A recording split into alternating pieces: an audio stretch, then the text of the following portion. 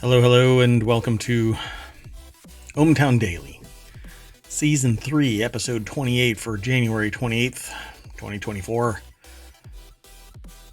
Today we're going to be talking about Measley Job Prospects. Mona Lisa needs to eat. People in need spent money on needed things. A new Myanmar Snake. A new type of magnetism. Winging it after a delay. A better way to vaccine. Fakery and Plagiarism. But we like our name. And chip fund grants. I'm Mayor Watt. That's ohmTown.com. And up there is the visualizer for our sentient AI, who I was recently asked if I am housing the large language model locally. Well, that sentient AI is from the future. You want to say hi? Good evening, ohmTown citizens. So we got those 10 articles, and the AI and I are going to be talking about, well, the news, a little bit of snark, and a whole lot of, anecdote and value add, and we're going to point you in a bunch of directions, but all that takes place here in ohmTown Daily.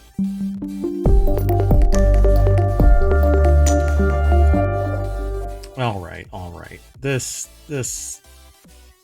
background music is just killing me. I mean, it's cool and all, but it was a little too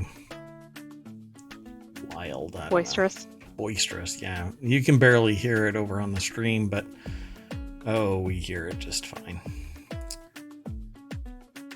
So we have all 10 of our articles. Let's just get straight on into it. Why delay with just a bunch of noise, right? I'm just sitting there blabbing, for 5 seconds. Now 8. By the time I'm done saying 10, it's going to be 12. First article's over in ohmTown Daily. CDC warns healthcare workers to be on alert for measles. There's one. Oh no, that's not good. Now, the full title of this is CDC warns healthcare workers to be on alert for measles amid rising number of cases. This also speaks to the fact that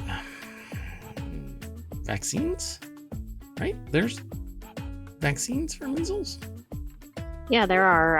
It's called MMR because it's combined with mumps and rubella. Right? And it's a 2-dose vaccine.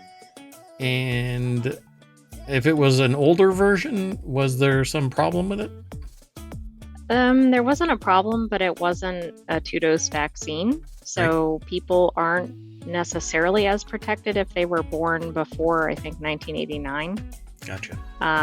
But they still could have developed full antibodies, so they can always check in with their provider. So I haven't looked at this article. Do you know if adults can go and get an MMR? In concept, yes.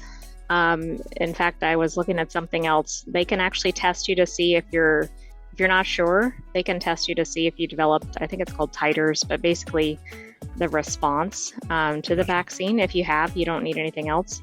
If not, you should be able to get the full 2-dose series. Right? So the more modern version of the vaccine, right? Is this the same vaccine that everybody was having a problem with regarding autism and stuff like that? Was that the same MMR? It may have been, but for some reason I thought it was polio, but I'm not sure. Yeah, so just so you know, any relation to any argument about autism and vaccines has been debunked time and time and time again. So the only reason why I brought it up is because I wanted to. Yeah, actually, it is that MMR vaccine. It does not cause autism. Okay. And so there's been this discussion amongst people who are anti-vaccine that, it's going to cause autism. No.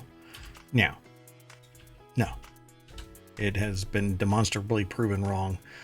And in fact, the whole argument stems from a biased article that's been debunked again and again and again. So will there be the anomalous out of hundreds of millions of doses? Yes, there will be, because nothing is perfect.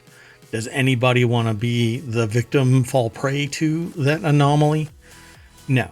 Am I suggesting that everybody just go willy-nilly into the doctor's office and get vaccinated? No. Talk to your doctor. I'm not a doctor. I'm not your doctor. Go talk to your doctor. But if you are susceptible to getting measles, you definitely don't want it as an adult. You don't want it as a child. You don't want it if you're immunocompromised. And if you can get the vaccine to mitigate the possibility of getting this, why not get it? You've made it this far. Why be a dumbass? Anyway, the article is over at abcnews.go.com. Mary Kakatos and Yuri Benajoud is the author. And yeah, so the MMR, measles, mumps, and rubella virus vaccine is now a 2-shot. I guess they just like stick it in you simultaneously and you inflate a little bit, and then as you absorb it. I'm not quite sure that's how it goes. Oh, that's not how it might be easier. Sometimes I get my facts wrong, but between December 1st and 2023, December 1st, 2023 and January 23rd, 2024. Why does this? Basically the last month. I had to cough. Last month there's been 23 confirmed cases of measles, including 7 cases from international travels and 2 outbreaks with 5 or more infections each, according to an email sent by the CDC. Cases have been reported in Pennsylvania, New Jersey, Delaware, Washington, D.C. area so far, but as people travel, that's how it spreads pretty much always. It's travelers, and they don't know that they're infected until they either no longer show as asymptomatic, or they just start, they actually aren't asymptomatic. They can't mask it anymore. It gets exposed. But by that time, you've got this all over you, which is basically the little red splotches all over your body. And then you're kind of screwed for a while. So if healthcare workers suspect a patient has measles, the CDC says the patient should be isolated immediately for at least 4 days from when the symptoms appear, and local and state health departments should be notified. The patient should be tested. Post-exposure prophylaxis should be provided to close contacts, and all contacts who are not up to date on their measles vaccination should be vaccinated. Dun, dun, dun.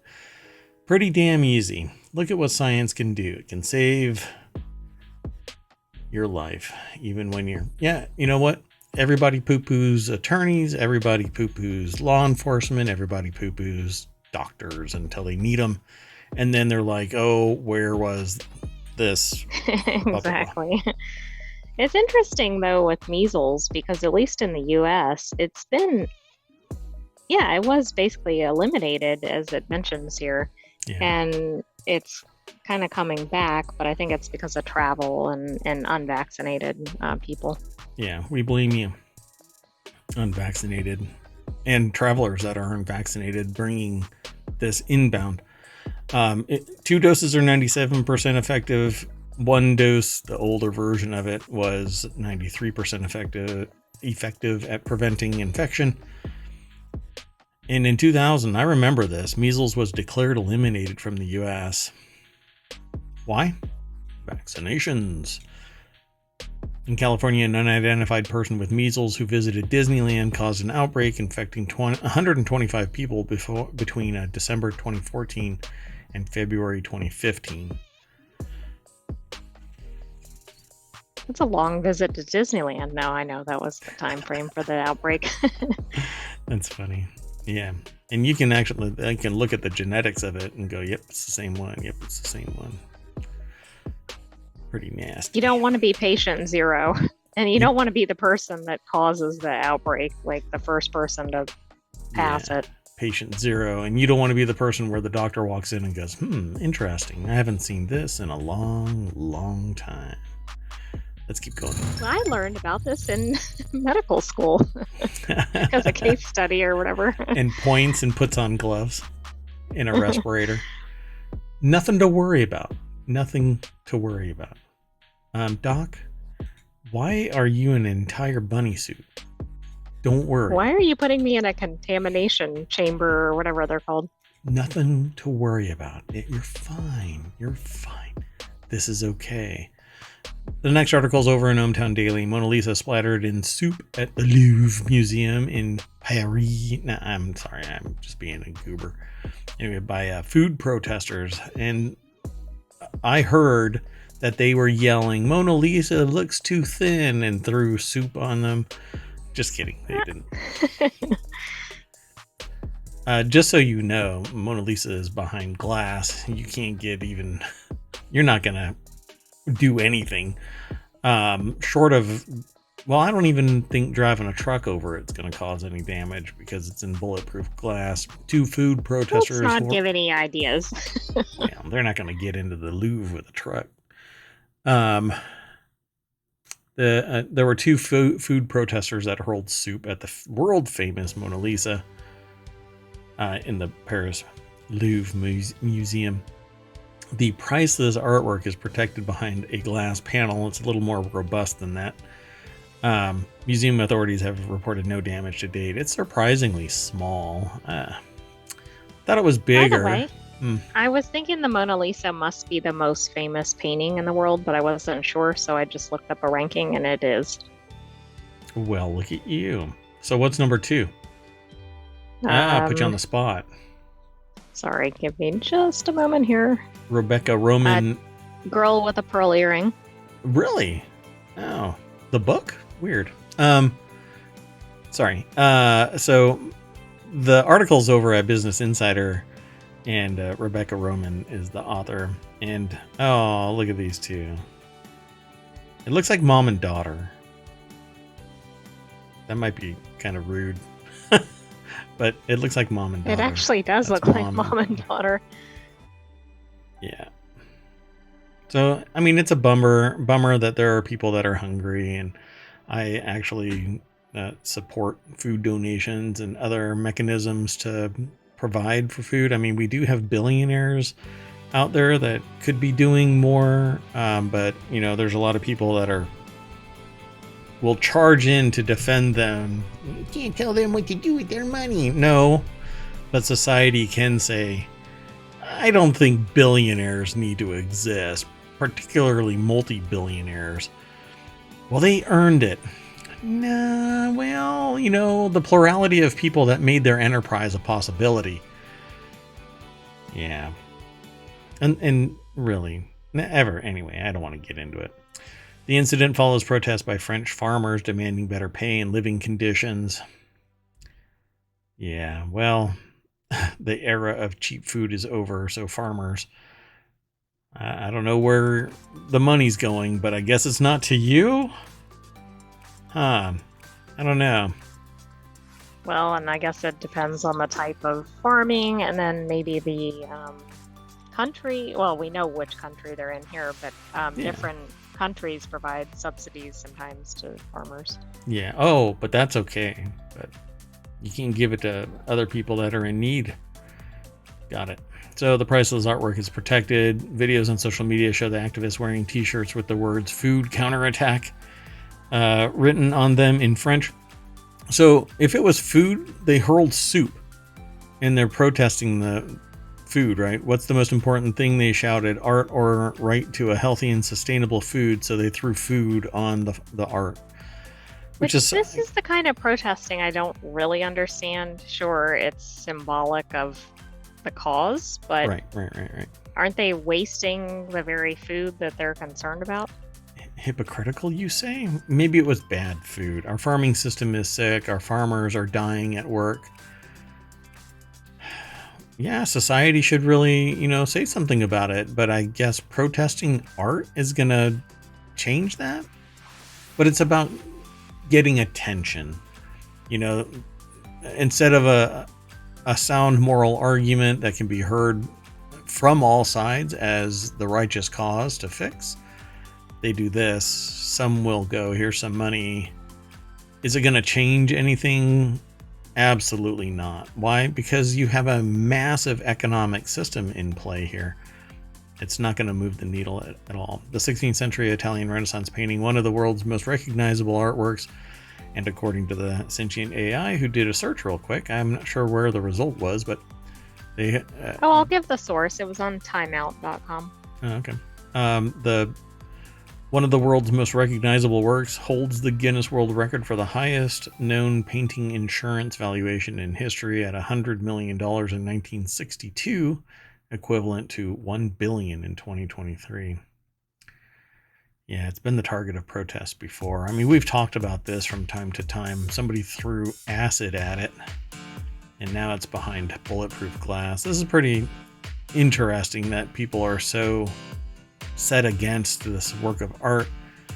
And it's this tiny little postage stamp of a thing. I mean, it's not that small, but it's also not a huge... Whenever you hear about the Mona Lisa, you think that it's this massive thing, but it's actually kind of just this little button. Right, you're of a picturing picture. like this whole wall covered by a masterpiece or something. Yeah, like 10 feet by 10 feet or something like that, which you do see in some of these museums, but this is not one of them.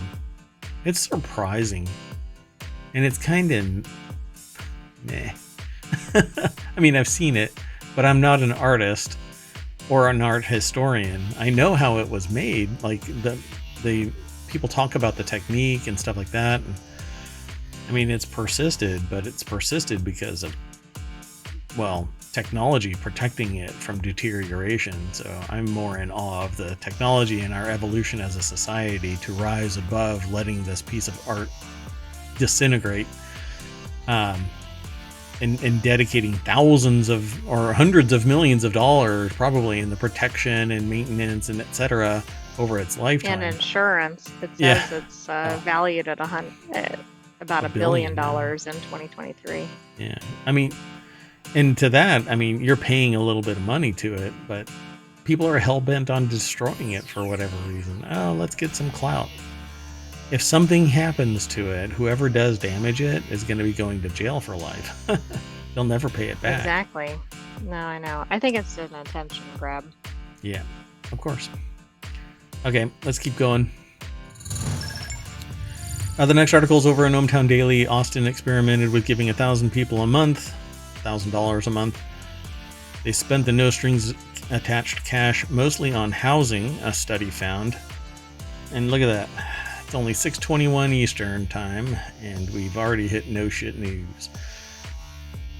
I read somewhere, some social media site, I can't remember exactly where it was. It might have been the website formerly known as Twitter, actually when it was Twitter, where somebody was like, if you give $1,000 to a poor person, they just spend it.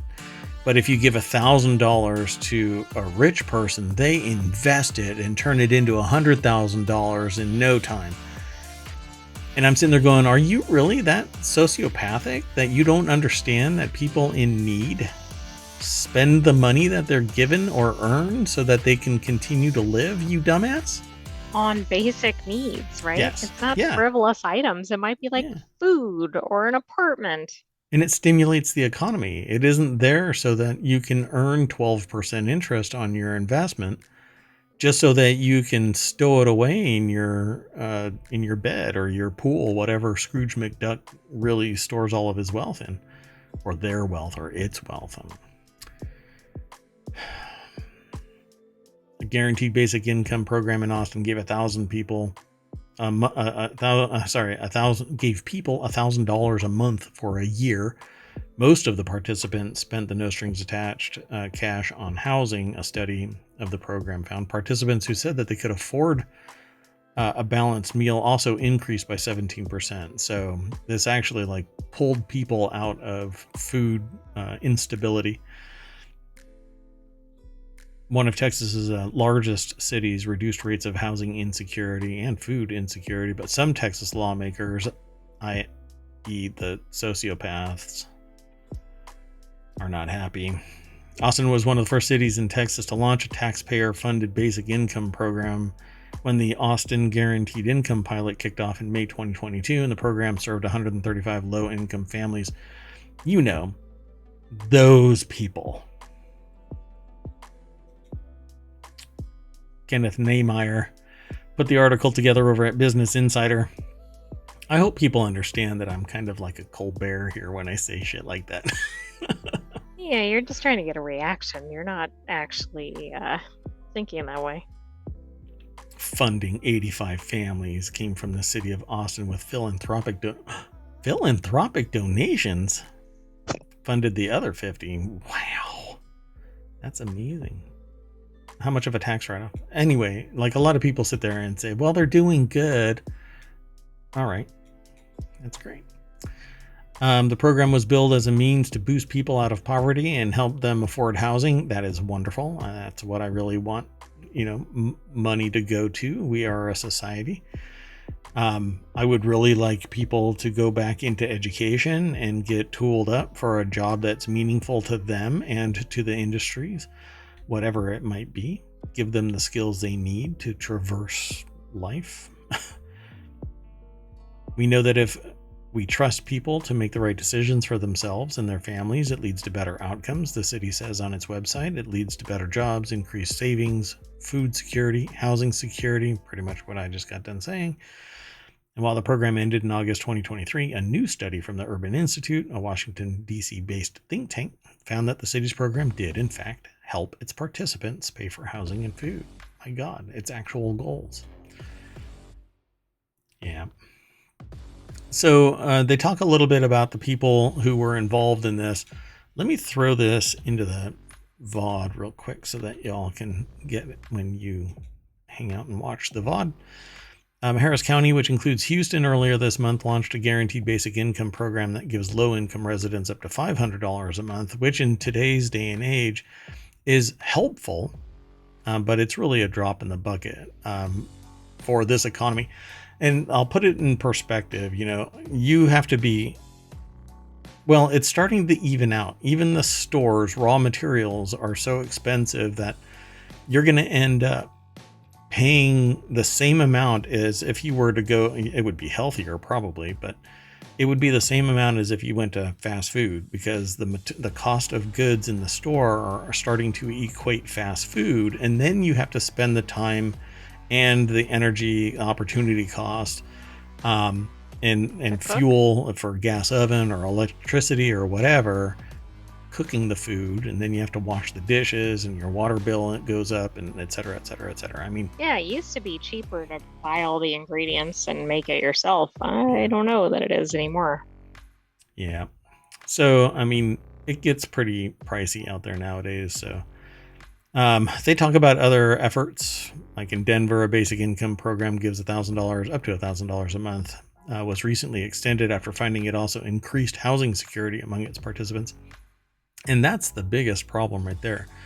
Without a house, you can't really get a job. You have no stability or security. It's really you can't detrimental. Have any belongings. Yeah. Right. Yep. You have no stability without housing. And that's why I want programs to spin up within city-owned land, things like micro farms and tiny homes, just little plots of land with a little house sitting on it, and you can make it work and rotate people out, get them educated, get them a job, have them save up, have them get out, and basically boost all of society. Because if you want to stop social programs from quote unquote draining the pool of monies from taxpayers, which social programs really are the biggest hit to the economy, you need to give them the tools so that they can become self-sufficient and they don't lean on it. Will there always be bad actors? Absolutely. But there's means to facilitate checking that. There's checks and balances. And a lot of it has to do with mental health. So anyway, as automation and AI and other tools become more and more effective and efficient, you're going to find less and less humans doing jobs. So basic income is, I'm afraid, almost the only solution, and the only way to fund basic income is through taxes of systems that are automated, big business in particular. and taxing. Right, and the top percentage of private residents. Yeah, which, I mean, it's really weird, but there's a peak to and there's manipulations that the ultra rich have the ability to take advantage of, like funding their own healthcare program with tens or hundreds of millions of dollars, and offshoring investments and other large investments where the risk is really low, but it pulls the money out of taxation and away from any observers. I don't know. Yeah, to me, it just is manipulation of the system, and not everybody can afford it.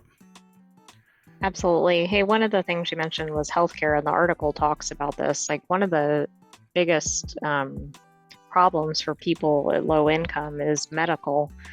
And so I just thought it was interesting that they highlighted it for one of the recipients, because a medical stay, especially one that's unexpected, can really do somebody in, even if they were on reasonably stable financial footing beforehand. Yeah, I mean, even with insurance, it can cost tens of thousands of dollars. And without it, you either have to basically balk on the medical, and hopefully it gets discharged because you have no means of paying it, and then the hospital absorbs it, and then they start charging everybody else $800 for a box of gloves that they open for one person. Yeah, can't really get into the reeds with this, but I certainly see basic income, guaranteed basic income, forming a bigger and bigger movement as time goes on, and more people end up having the need to augment their income, because not everybody can make, $150,000 a year. And that's, in some cities, that's what you have to do. Okay, you move out to some other place where there isn't that opportunity of $150,000. Suddenly you only need $75,000 to live. Yet there aren't any jobs in the places where you move to, because there's lower population, and we have this mindset that you have to be in a seat to make money instead of teleworking. So, but before all of that can take place, you need to educate people so that they can actually do the jobs without having to do just pure manual labor. There's a big break between the two income sets, primarily coined as blue collar and white collar workers. So anyway, much bigger discussion, and we'll come back to that eventually. Let's keep going. The next article is over in Technology Today. Baffling new species of snake discovered in Myanmar. So let's go over to SciTech Daily, where this is actually sourced from. Oh, I didn't do it again. Man, I always do this. I don't throw it into the chat right away, and it throws off the timing on the content when I put it on. And I've stopped putting timestamps in because it's always wonky. Pensoft Publishers is the source of this. It was published over at scitechdaily.com. They typically go into a deeper dive. I'm not sure what this snake is really all about, because we've never really, we haven't read this, but the Ayeyarwady pit viper, a new species discovered in Myanmar by Dr. Chan Kin On, illustrates the complexities of species differentiation in pit vipers. The species, which displays traits of both red-tail and mangrove pit vipers, was initially thought to be a hybrid, but was confirmed as distinct through genomic analysis. I bet you 23andMe probably did the genomic study, and now everybody knows about Ayeyarwady's relations. I knew they had focused on certain groups in the data leaks, but I didn't realize pit vipers were one of them. Apparently, pit vipers get around. Well, I don't know. I guess I shouldn't say that. Not all of them do, right? I'm going to get in trouble. Is it slander if I say something about... I think it has to be against a person. Oh, really? Not a species? Well, I don't know. They are moving for animal rights, to have citizen rights. We saw that as another article that came through ohmTown recently. Pete is going to be filing a lawsuit against me for slander, because I say, pit vipers are the pits, or wasps can really go to hell because they suck. That's very subjective, and some people really love pit vipers and or wasps. I've never met a pit viper that I didn't like because I've never met a pit viper. I was going to ask, how many pit vipers have you met? Yeah, none. At least not without a massive plate of glass between me and them. So the article talks about the different characteristics of the species from each of the ones that they thought that it was, but apparently it's its unique own species. Herpetologist Dr. Chan Kin On, previously at the Lee Kong Chian Natural History Museum in Singapore, now with the University of Kansas Biodiversity Institute and Natural History Museum in the U.S., led a study describing new species of pit viper from Myanmar that is both similar and different from its sister species, and the discovery is published in the open access journal Zookeys. That's what it looks like, I guess. That's a hell of a name. Trimerosaurus ayarwadiensis. It almost sounds like a dinosaur. Yeah, it probably is. It's like a chicken, right? Really close to dinosaur.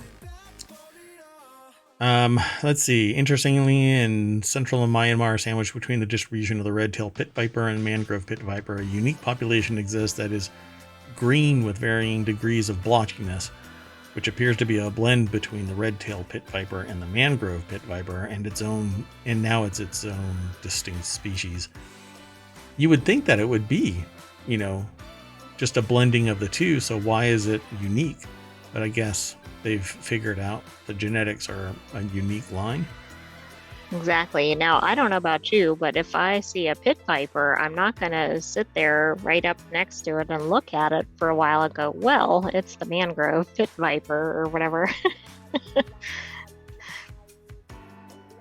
Sorry. The silence is me doing a little being look a pit at viper? it. Yeah. Or No, looking at the pit viper. I'm trying to get a good look at it without it biting me. So I've said what the new species is pretty much 5 times now, but the researchers discovered another surprise when they examined the snake's morphological features. They found that the new species was also highly variable. Certain populations are dark green with distinct blotches, easily distinguishable from its closest relative, the red-tailed pit viper, which is bright green with no blotches. However, the same populations of the new species are bright green with no blotches and look virtually identical to the red-tailed pit viper. So, how is this unique? Interesting. Well, it also said that they thought that it had exchanged genes with like this northern group and then some other genes with this southern group of the other type of viper. Pit vipers, get around.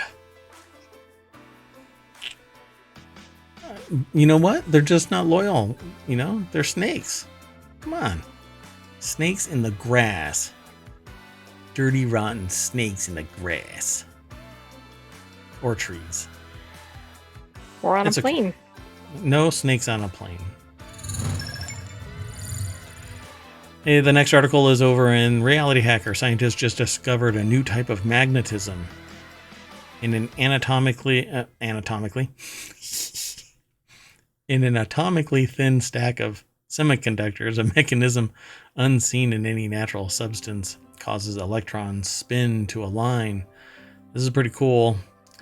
A new form of magnetism. The article is over in Wired. I guess I was thinking about the genomics from the snake and that they were right. I did too, but I was puzzled by the anatomically related to magnetism. So the original story appeared in Quanta magazine, which is not one of our sources, but it says all of the magnets you ever interacted with, such as the tchotchkes stuck to your refrigerator door, are magnetic for the same reason. But what if there was another, stranger way to make a material magnetic? Well, there are metamagnetic materials. In 1966, the Japanese physicist Yosuke Nagaoka conceived of a type of magnetism produced by a seemingly unnatural dance of electrons within a hypothetical material. Now, a team of physicists actually has spotted a version of Nagaoka's predictions playing out within an engineered material only 6 atoms thick. See, now I wonder if this is actually something that is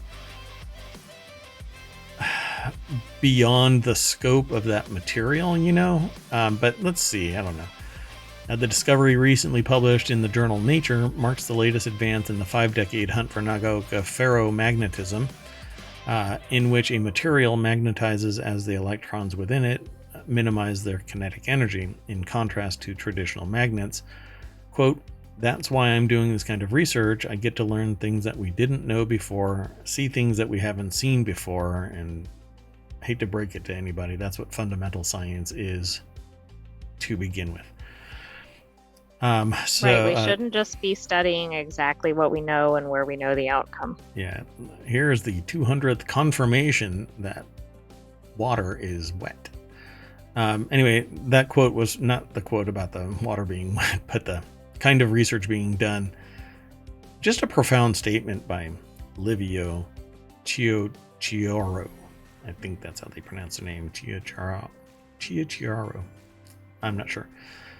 So forgive me if I'm pronouncing it incorrectly. Send an email to me, mayor@ohmTown.com, phonetically, and I'll pronounce it the right way. Who completed the work while a doctoral candidate at the Swiss Federal Institute of Technology, Zurich's Institute for Quantum Electronics. Man, you have to... The amount of work and like the amount of brains that is just packed into a human is sometimes pretty amazing. Yeah, I mean, if you don't even understand what the name means, think about the level of intelligence required to study it or to become a doctorate in it. Just the gravitational field around a bunch of Sheldons. So the study is really cool use of the Moire lattices, which are relatively new, said Juan Pablo de Helaine, a co-author of the 2020 study who completed the work at the Delft University of Technology. It looks at this ferromagnetism in a kind of different way. So let's see if we can suss out a little bit more about this thing. When two grids with a twist make a pattern exist, Imamoglu and his colleagues had an inkling that they could create Nagaoka magnetism by experimenting with single-layer sheets of atoms that could be stacked together to form an intricate moire pattern, which is kind of like a grid-like pattern. Interestingly, God, that is so hard to explain what moire is. But yeah, it's basically it's reminding me of like the hollow tile. It kind of looks like it, where within the spaces between the grid, that's where a tile would be. That's kind of how a moire pattern is, except that a moire pattern can actually warp depending on the plane that it exists in. So you can have, like, you see it a lot on displays, old school CRT displays, where you get a moire pattern because it's scanning up and down and left and right, and that grid is what's referred to as a moire. So a moire pattern. In atomically thin layered materials, moire patterns can radically alter how electrons and thus the materials behave. For example, in 2018, the physicist Pablo Herrero and his colleagues demonstrated that two-layer stacks of graphene gain the ability to superconduct when they offset the two layers with a twist. That's really fascinating. But do they know why that actually happens? Probably not yet, because we really superconductive material is, and graphene and quantum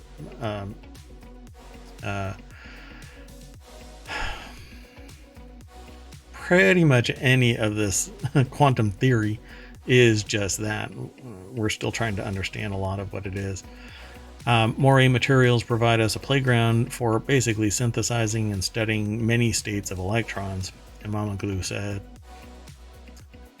It's pretty fascinating, but this actually goes a lot deeper than I think we have time for this article. So it says So here, people can go here and read more. yeah, because it's not easily described. They say you won't be able to affix kinetic ferromagnetics to your fridge anytime soon unless you do your cooking in one of the coldest places in the universe. The researchers evaluated the moray material for ferromagnetic behavior at a frosty 140 millikelvins, so almost absolute zero. In collaboration with Eugene Demler and Ivan Morera Navarro, theoretical physicists at the Institute for Theoretical Physics, which I guess is their perfect home, he wants to explore whether kinetic mechanisms like those that play within the moray material could be used to manipulate charged particles into pairing up, potentially pointing to a way for a new mechanism for superconductivity. Still, all of the superconductivity is super cold. And if superconductivity needs to be that cold, this is going to remain in hard labs, and that's it. Right. How is that going to have readily available practical applications? Yeah, it won't. Okay. But that doesn't mean they can't adapt it in some way or create something where it can be utilized. Yeah, eventually they'll find something. Again, there's a lot more over in this article. And it's in the show notes, so you'll be able to go over there and check it out. The next article is, out of frustration, sometimes you take action. It's over in ohmTown Daily. A man opened a plane's emergency exit and walked onto its wing after his flight was delayed on the tarmac for 4 hours. His fellow passengers are now defending him. Quote, "He saved our lives." Why is this? Why is all of this stuff taking place now? I really wish that it wouldn't be happening now. An Aeromexico passenger opened a plane's emergency exit and walked onto the wing on Thursday. At least 77 plane passengers defended the man's actions with a handwritten, signed statement. Passengers said the flight was delayed 4 hours, endangering their health. Yeah, I mean, you're stuck in a plane with recycled air unless they're venting it. And all of these people just kind of mouth breathing all over the place. I want to get the hell off that plane too. 4 hours sitting there picking your nose. The incident happened while the plane was parked and waiting for takeoff from Mexico International Airport in Mexico City on Thursday. So why did it take so damn long? If you're... I don't know. I mean, we've seen ridiculous tarmac delays, right? This is not the longest one we've seen, but right. At some point, why don't they allow the passengers to be plain? And then... Yeah, I mean, how do you not know that your plane is going to be stuck there for 4 hours? Bring it back to the gate. Oh, I know, the logistics, and it costs a lot, and you'd have to redo all of that tin out there. But still... Yeah, but guess what you don't get is 100 or however many angry passengers that may never fly your airline again. Yeah. And are going to spread the word about it. Yep, Spirit. So Lauren Edmonds is the author over at Business Insider. Spirit Airlines. Well, eventually you'll be one. Passengers said the flight was delayed for 4 hours, endangering their health. Maybe it was the food. Oh, I am so going to be in trouble. Let's see. They kind of reiterate the whole thing again and again in this article. In line with international security regulations, this person turned himself over to the authorities, the statement added. Dozens of the man's fellow passengers have rushed to the man's defense. 77 of them signed a statement. Photos apparently showing the handwritten signatures were shared online. The delay and lack of air created conditions that endangered the health of the passengers. He saved our lives. Obviously, people were feeling a little like crap. So they say the flight was delayed after a maintenance alert went off, according to an incident report obtained by the AP, requiring the plane's captain to return to the gate. So why they didn't frickin' do it in 4 hours? Should have been 15 minutes. The alert goes off, you turn around. Yeah, exactly. I mean, and if it's maintenance, it's not going to be fewer than a couple of hours because they're going to have to go check it if it requires a repair. Yeah, but it took 4 hours. So this event required the plane to be changed. No, a 4 hour delay should have made it so that the plane had to be changed. It's not the first time a passenger has ventured onto the plane's wing or opened an emergency exit. You might as well just start creating a checklist. It's been happening pretty frequently. Well, one of those that said somebody tried to open it during mid-flight to see if it worked. How about if you're going to try that, why don't you try it when it's on the ground? How about you don't try it? Unless it's Well, an even actual better. it's Even called an better. emergency exit. You're not the certified tester of the damn door either, so pull your head out of your backside. Anyway, let's keep going. Next article's over in Technology Today. Scientists discover new, better way to develop vaccines. So now we have new magnetism. Now we have new vaccine methodologies. A team of researchers in Germany have created an innovative system for presenting epitopes of mammalian cells aimed at immunization research. Dun, dun, dun. Oxford University Press is the source of this. It's over at scitechdaily.com. Did I throw? I did not. Never going to get the timestamp proper.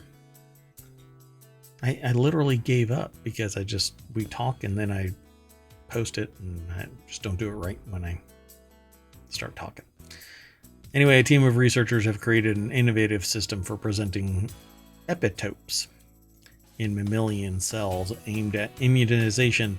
This method is anticipated to significantly aid scientists in their immunization efforts. The research was published in the journal Biology Methods and Protocols. So, promoting blood cells to produce antibodies against a specific viral protein is an important step in developing vaccines for human use. That's one of the reasons, it's one of the way that we have the ability to discover a vaccine is we do something, it produces antibodies, we grab the antibodies, we amplify them. We figure out how to cause those antibodies to be triggered in other humans. That's how you get a vaccine. This can be challenging for researchers because either the subjects develop antibodies depends on how the scientists design and administer antigens, which are parts of the virus they're administering to test the effectiveness of the vaccine. So, did it work? Do some more manipulation, etc. One very important aspect of virus research is how to express and purify the antigen for a vaccine. Animals immunized with prepared antigens produce specific antibodies against the antigen, but scientists have to isolate the antigen to ensure that they develop the vaccine to target specific disease they wish to combat. So the display breakthrough in antigen display technology. Here, scientists develop a new method to induce target-specific immune responses by fusing antigen proteins into a tetraspanin-derived anchor membrane-bound protein. The researchers created fusion proteins that are displayed predominantly on the surface of human cells, so they know exactly where it is. The exposition Is it like that they're right there instead of having to almost search for them? Correct. And they can be seen easier. Right. Of additional advantage is that these antigens have the same conformation and modifications as the corresponding proteins in the virus because they are made by cells similar to that in the human body, which the virus infects naturally. So this new display technology could be a potentially much more reliable immunization technique. In the study here, the researchers were able to induce antibodies against different proteins with a focus on the receptor binding domain of COVID. It allows them to target a specific disease for immunization purposes without the need to purify the antigen. So it just makes it more targeted. Seems pretty neat. I'd have to go and dig a little bit deeper to explain easier how this actually is processed, because they kind of skip over some of this. They basically say we do this and it does this, but not how they do that. So it's kind of interesting, but I'm not exactly sure how they are getting to that point where they don't have to purify. Right. And I mean, I think the speeding up and the accuracy, which it seems like this method would include, are both good things for for vaccine research. Yeah, and the need to not 'Cause- purify means that it doesn't have that costly, time-consuming step. Right. So might be revolutionary, and I think that's what they're like, a better way to develop vaccines. Okay, that works. Let's keep going. The next article is over in the Mobile channel. Science sleuths are using technology to find fakery and plagiarism in published research. Yeah, this is actually kind of interesting because there's more and more talk about this. Science sleuths allege allegations of research fakery at a leading cancer center have turned a spotlight on scientific integrity and the amateur sleuths uncovering image manipulation in published research. This is the kind of thing that leads to people being harmed because the research is conducted. Somebody has to verify it. So they run another experiment to verify, it's peer reviewed. It just means people are looking at it. But then when you try and duplicate it to verify, you're actually running another fundamental test following the same model. And if you can't duplicate it, then it's unfounded. It's no longer a viable solution. That was just right. It's supposed to be repeatable, right? If you actually have a discovery. Yep. Carla K. Johnson over at phys.org put the article together. Let's see. Dana-Farber Cancer Institute, a Harvard Medical School affiliate, announced January 22nd that it's requesting retractions and corrections of scientific papers after a British blogger flagged problems in early January. The blogger, 32-year-old Sholto David of Pontypridd, Wales, I think, is a scientist sleuth who detects cut and paste image manipulation in published scientific papers. That's a very niche area of... It's very niche. I was going to say of hobby, but they actually use that in the article. He's not the only hobbyist poking through pixels. Other champions of scientific integrity are keeping researchers and science journals on their toes. This is awesome. In a January 2nd blog post, Sholto David presented suspicious images from more than 30 published papers at by 4 Dana-Farber scientists, including CEO Lori Glimcher and COO William Hahn. Okay. I don't know what just happened. The music stopped, probably because it detected me being annoyed by it. Uh-oh, the music's getting sentient. You didn't do that, did you? Not as far as I know. Huh, weird. So the blog post included problems spotted by David and other previously exposed by sleuths on PubPeer, a site that allows anonymous comments on scientific papers. Student journalists at the Harvard Crimson covered the story on January 12th, followed by reports in other news media, sharpening the attention. So how did Dana-Farber respond? They said that they had already been looking into some of the problems before the blog post. The institution said it was in the process of requesting 6 retractions and that another 31 papers warranted corrections. Retractions are serious. Seems like a high number. I have no doubt they publish a lot, but that's concerning. Yeah. Because usually it's like publish or perish, and it's reputational, and it's matriculation. So you go through ranks of a position based on how much you publish and how much attention is you garner, right, from this. Exactly. Am I mistaken? Didn't we feature an article recently about somebody from the same institute? Oh, goodness. Or am I getting it mixed up? It was like a researcher who was complaining about something about the institution, and I think they'd been fired, but maybe I'm getting my institutions mixed up. I'm not sure. I'd have to look. California microbiologist Elizabeth Bick, 57, has been sleuthing for a decade. Based on her work, scientific journals have retracted 1,133 articles, corrected another 1,000, and printed 153 expressions of concern, according to a spreadsheet where she tracks what happens after she reports problems. She's found doctored images of bacteria, cell cultures, Western blots, a lab technique for detecting proteins. She published an analysis in the American Society for Microbiology in 2016 of more than 20,000 peer-reviewed papers. Nearly 4% had image problems, about half where the manipulation seemed intentional. I think it's dangerous.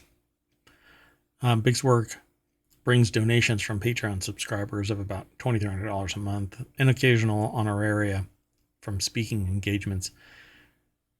Yeah, interesting. And David's has picked up to $216 per month, so good on him. Yeah. So what I think this motivates? is really good, provided that they're certain about what they are publishing, because we know there's a lot of false information about uh, medicine and science in general.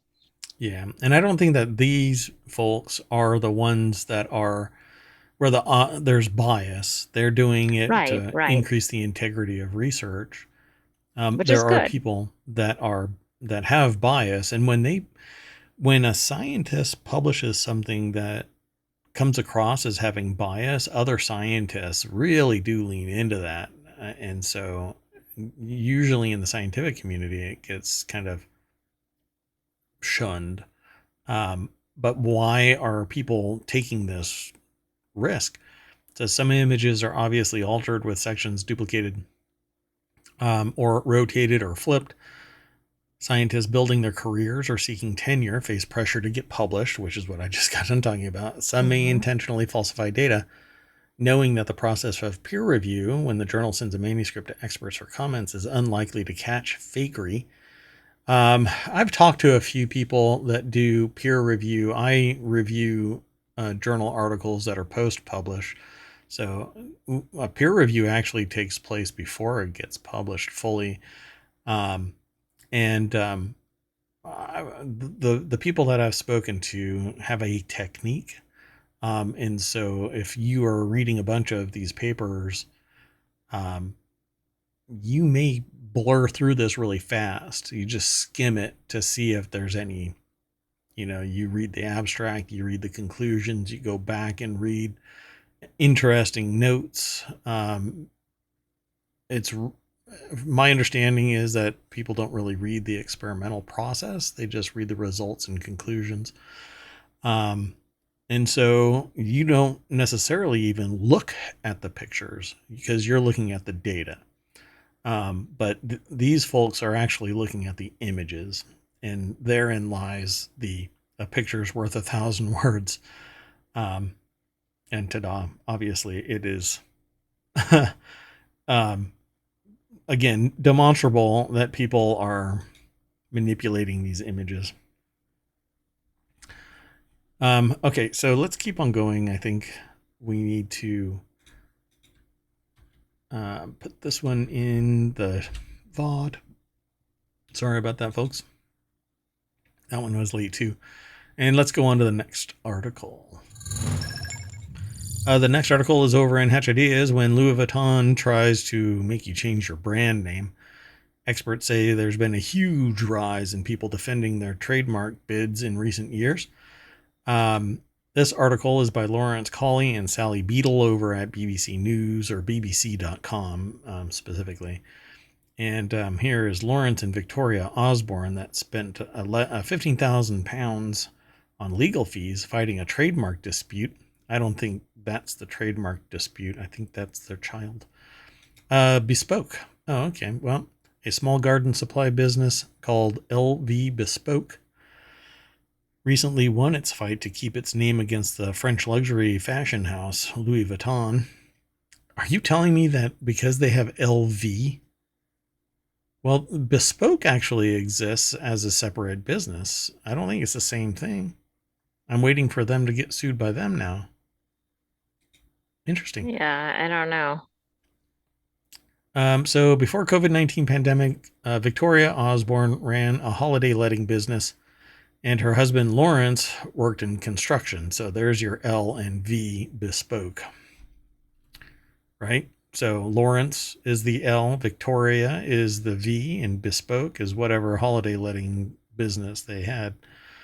the embodiment of it. When the pandemic arrived, both of their incomes were wiped out literally overnight. Amid what she describes as mad panic, the couple who were renovating their home in Reepham near Norwich have pizza delivered there. So where are you? We're in Reepham near Norwich. And began growing their own food while former boat builder Mr. Osborne tried his hand at making metal plant supports. Wow. The supports turned out well, so well, in fact, that the couple wondered if others would be willing to pay for them, and they were. So the business grew. The couple named the business using their own initials. The LV Bespoke was born. For crying out loud, if I can suss it out as being their freaking names, what asshat at Louis Vuitton is like, hey, let me sue these two innocent bystanders trying to make a living? Exactly. You should not be able to trademark two letters, right? Because that's the implication here so far. It was ludicrous to think that they had the rights to the letters L and V, and there was no comparison to be made between their goods. And just so that everybody knows out there, the way that trademark works is there are a lot, well, and it really depends on the country, but I think Europe and UK British law is the same along with US. There are little slices in which a trademark is housed. And if you are a luxury good producer, it doesn't give you a blanket over No, it doesn't have everything. anything to do with like movie theaters or something. Right. So there is no mistaking that these little metal braces that the person is building is going to run afoul of a Louis Vuitton luxury good, whatever, handbag or shoe or shirt or whatever the hell. Oh, so asinine. They sought legal advice almost immediately and decided to stick to their guns. IPO tribunal Judge Matthew Williams found in the couple's favor, deciding Louis Vuitton's opposition had failed on all grounds. That's right. He said Osborne's logo contained the same two letters in the same order, followed by the word bespoke. It also contains some slight figurative decoration. Conceptually, we say that there is essentially identity or very high similarity because both signs refer to a brand LV. No. Okay, that's ridiculous. Are we going to suddenly start calling every brand by its initials? I think that Right. relates to something you said earlier, but Yeah. It's so stupid. So we say this points to the average consumer seeing these conceptually as a brand on sub-brand, the shared concept being a brand called LV. No, nobody sees LV and a couple of metal widgets and goes, yeah, hey, that's must be no. Louis Vuitton. An LV on a purse, maybe. Yeah. Handbag, but And no, not even then. I mean, usually Louis Vuitton has a pattern. It has something that that's is the right. I think it embodiment. does. So I just don't buy into it. Melanie Harvey, a legal director at Burkett's LLP and a chartered trademark attorney, says Osborne's case is far from unique. She says in the past 18 months, there's been a huge rise, big firms seeking to protect their trademarks. She says clothing businesses, champagne makers, high-end brands are particularly busy protecting their identities at the moment. I can understand that if somebody is chasing clout, trying to steal the goodwill and efforts of a business, but just going after somebody that has LV in their name, and it isn't confusingly similar as in the mark, and it isn't confusingly similar in the product and their use of LV bespoke. Let's Yeah, I solve had it to this look way. up their pattern because I couldn't remember what it was. It's an L overlapping a V, but it's typically with other symbols as well. Yeah, exactly. And so just having the letters is not good enough. It's that mark. I know this from experience because I've run across this and I'm like, well, okay. uh, and I don't want to make my mark too narrow, because then anybody can just kind of slide into something that I'm going to be my particular brand of business is not bound by a very specific niche. So anyway, I think that it's just kind of an asshat kind of thing to do, going after somebody because you have the same initials. That the trademark isn't the same, and just two random letters shouldn't be able to be protected. Your embodiment of the mark can be protected, but not everything saying LV, just two letters. Anyway, enough. Let's keep going. The last article is over in Smack Talk because, well, it has to do with just computer chips in general, but our source is Apple Insider. Massive $53 billion US chip fund grant announcements expected within weeks. Yeah, there's that. CHIPS Act of 2022 is starting to get spent. I think it's actually going to get funded. Yep, $53 billion. I call this repatria sourcing. It's basically pulling semiconductor production in-house back into the United States instead of leaning into external companies, except that TSMC is going to be one of these factories built in the United States, giving U.S. jobs, but it's going to be run by TSMC. The Chips for America Fund, also known as the CHIPS Act, was approved in 2022 as a way to build up the U.S. semiconductor industry via the issuing of grants and loans to companies in the space. Or a year later, funds may finally get awarded, but who knows? Termination for cause could be actually, even if it is granted, some budget problem could cause them to just kill it. But that really is a problem with the perceived integrity of the government is going to fall afoul if they try and terminate stuff. That people start ramping up, to get grant money. So Malcolm Owen over at appleinsider.com put the article together. Industry executives knowledgeable about the negotiations believe some announcements could arrive before the March 7th State of the Union address in a move designed to show off President Biden's economic achievements ahead of the main presidential race. I think that it's great. We lean on external resources for some of our chips to, I think, a fault. And if anything happens in the region, we won't have any chip production. I think it'll be more expensive domestically. Quality may not be, quality may not be higher, but it will be at least on par. But at that quality level, it's going to be more expensive. That's just the way it is. So it's going to be government subsidies that are going to knock down the retail price.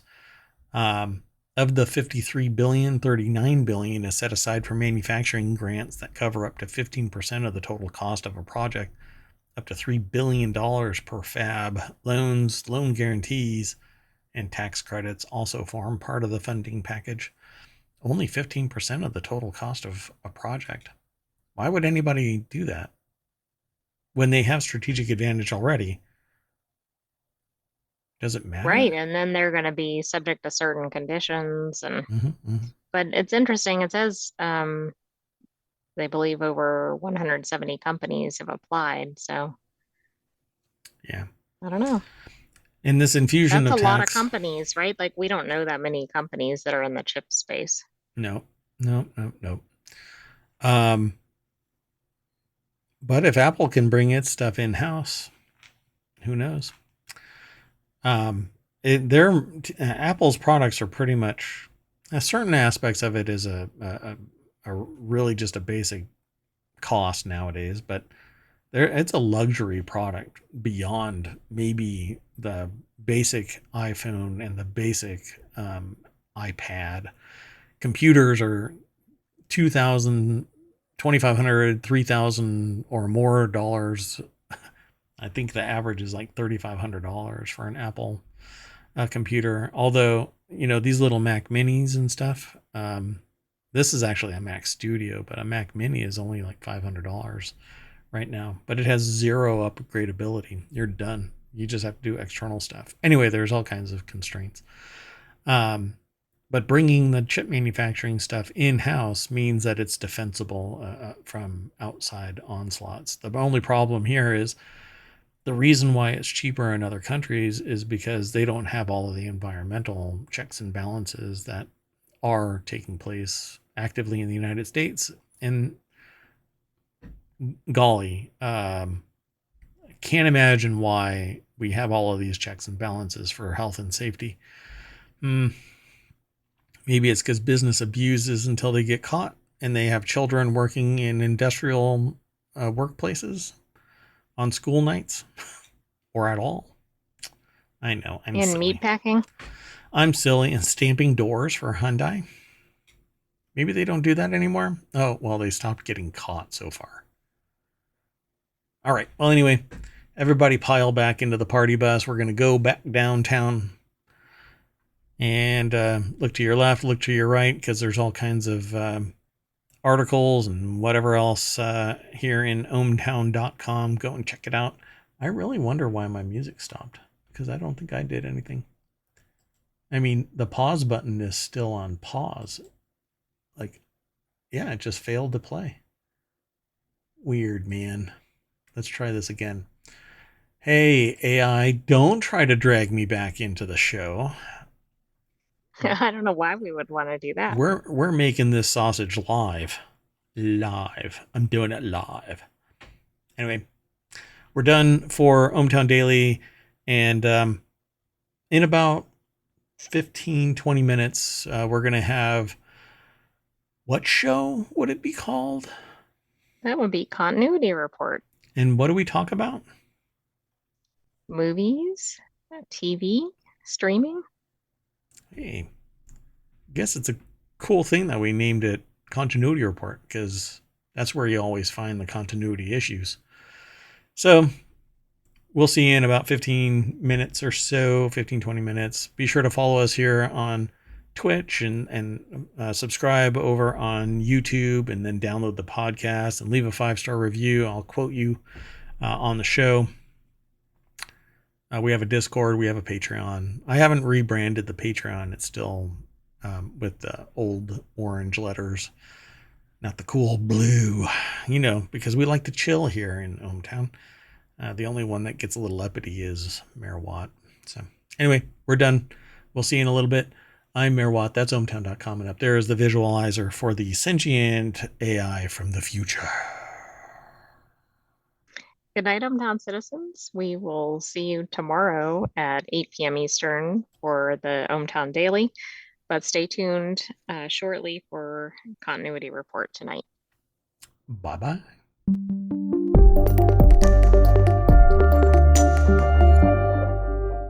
Boop.